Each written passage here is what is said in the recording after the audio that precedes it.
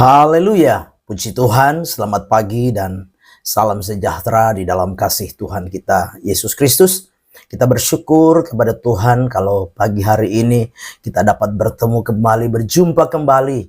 Kita boleh menikmati segala anugerah Tuhan, perkenanan Tuhan di dalam hidup kita. Nah, itu sebabnya pagi yang baik ini sebelum kita beraktivitas, mari kita menyediakan hati kita, menyediakan diri kita untuk bersama-sama mendengarkan firman Tuhan. Mari kita berdoa.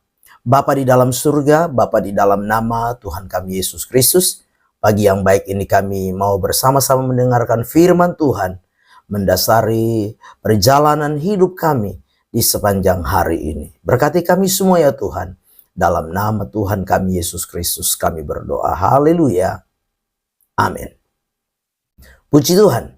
Tema firman Tuhan pagi hari ini yang ingin saya sampaikan kepada kita sekalian, yaitu berjalan dalam pengharapan. Sekali lagi tema firman Tuhan, berjalan dalam pengharapan.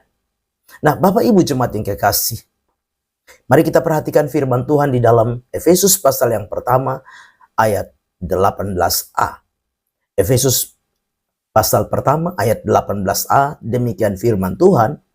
Dan supaya ia menjadikan mata hatimu terang, agar kamu mengerti pengharapan apakah yang terkandung dalam panggilannya. Sekali lagi saya bacakan. Dan supaya ia menjadikan mata hatimu terang, agar kamu mengerti pengharapan apakah yang terkandung dalam panggilannya. Nah, Bapak Ibu jemaat yang kekasih di dalam Tuhan kita Yesus Kristus, menjalani hari-hari kehidupan kita di awal tahun 2025 ini, saya percaya bahwa ada banyak hal yang kita harapkan di dalam hidup ini di tahun 2025. Baik di dalam karir, dalam pekerjaan, baik itu di tengah-tengah kehidupan kita sebagai orang percaya, di dalam pengiringan, di dalam pelayanan kita, dalam iman kita, ketekunan, kesetiaan kita. Tentunya ada harapan-harapan yang ingin kita raih, ingin kita capai di dalam hidup ini. Tetapi mari juga kita perlu mengerti dan menyadari bahwa di dalam kita menjalani kehidupan di tahun 2025 ini, tentu kita harus sadar bahwa pasti akan ada banyak tantangan. Pasti akan ada banyak rintangan, hambatan. Bahkan mungkin ada pergumulan, ada kesulitan, ada kesukaran. Yang akan apa? Mendatangi kita. Yang akan kita hadapi di dalam hidup ini.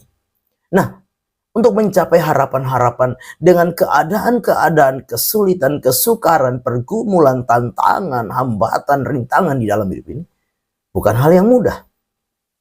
Nah, itu sebabnya kita perlu supaya apa?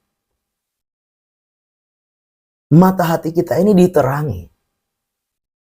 Sehingga apa? Kita mengerti pengharapan yang bagaimana yang ada di dalam panggilan kita sebagai orang percaya.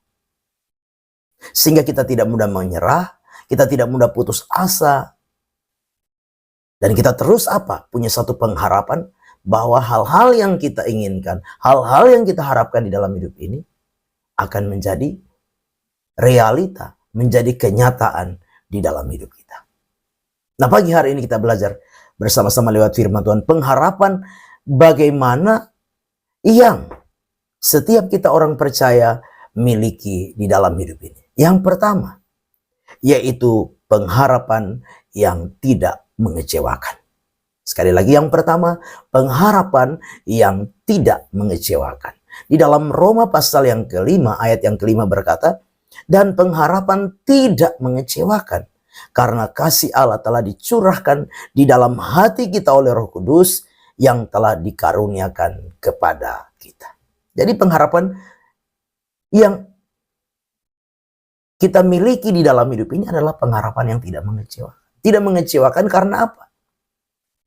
Karena ada kasih Allah yang apa dicurahkan di dalam hati saudara dan saya, dicurahkan di dalam hidup kita.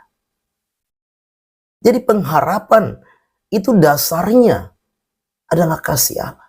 Pengharapan itu tidak mengecewakan karena apa? Ada kasih Allah. Kalau bicara kasih Allah itu apa? Kasih Allah itu tidak pernah berkesudahan. Kasih Allah itu tidak pernah lekang dengan apa? Waktu. Kasih Allah itu kekal adanya. Bahkan kasih setia Allah itu apa? Selalu baru. Tuhan sediakan buat saudara dan saya. Itu sebabnya Bapak Ibu jemaat yang kekasih. Mari kita mau menjadikan mata hati kita ini menjadi terang. Supaya kita mengerti bahwa pengharapan yang diberikan Tuhan di dalam panggilannya bagi kita. Yaitu yang pertama, pengharapan yang tidak mengecewakan. Yang kedua, pengharapan yang bagaimana? Yang ada di dalam panggilan Tuhan bagi saudara dan saya. Yang kedua yaitu karena apa? Kristus itu adalah pengharapan itu sendiri. Yang kedua, Kristus itu adalah pengharapan itu sendiri. Di dalam Kolose 1 ayat 27, Kolose 1 ayat 27 dikatakan demikian. Kepada mereka Allah mau memberitahukan betapa kaya dan mulianya rahasia di antara bangsa-bangsa lain. Yaitu Kristus ada di tengah-tengah kamu. Kristus adalah pengharapan akan kemuliaan. Jadi Kristus itu pengharapan itu sendiri. Kristus bukan sekedar sumber pengharapan. Tetapi dia adalah apa? Pengharapan itu sendiri. Nah itu sebabnya Bapak Ibu jemaat yang kekasih. Di dalam perjalanan kita di tahun 2025 ini. Tetaplah apa? Percaya kepada Kristus. Tetaplah beriman kepada Kristus. Karena dia adalah pengharapan itu sendiri. Tidak saja dia sebagai sumber pengharapan. Tidak saja Yesus sebagai dasar pengharapan. Tapi dialah pengharapan itu di dalam kehidupan ini. Bahkan firman berkata, Yesus yang adalah pengharapan itu ada di tengah-tengah kamu. Jadi dia ada di tengah-tengah hidup saudara dan saya. Nah itu sebabnya Bapak Ibu jemaat yang kekasih. Pengharapan yang bagaimana yang terkandung dalam panggilan Allah. Pengharapan yang kedua adalah Kristus adalah pengharapan itu sendiri. Sebab Bapak Ibu jemaat yang kekasih, tetaplah berpegang kepada Yesus. Tetaplah dekat kepada Yesus. Tetaplah apa? Melekat kepada Yesus. Karena dia adalah pengharapan itu. Dan ketika kita berharap kepada Yesus, dia adalah pengharapan itu. Maka percayalah, dia akan melakukan hal-hal yang ajaib, hal-hal yang besar, hal-hal yang dahsyat di dalam setiap kehidupan kita. Amin. Mari kita berdoa. Bapa di dalam surga, terima kasih untuk firman Allah yang sudah kami dengar pagi hari ini. Biar firman itu jadi rema, jadi berkat, jadi kekuatan di dalam hidup kami. Kami serahkan seluruh hidup kami sepanjang hari ini dalam tangan Tuhan. Dan kami percaya Kristus yang adalah pengharapan itu akan menyertai, menolong, memelihara, dan memberkati setiap kami yang percaya, setiap kami yang berpengharapan di dalam Engkau. Di dalam nama Tuhan kami Yesus Kristus, kami berdoa dan melangkah di hari yang baru ini. Haleluya. Amin. Selamat pagi, Tuhan Yesus memberkati.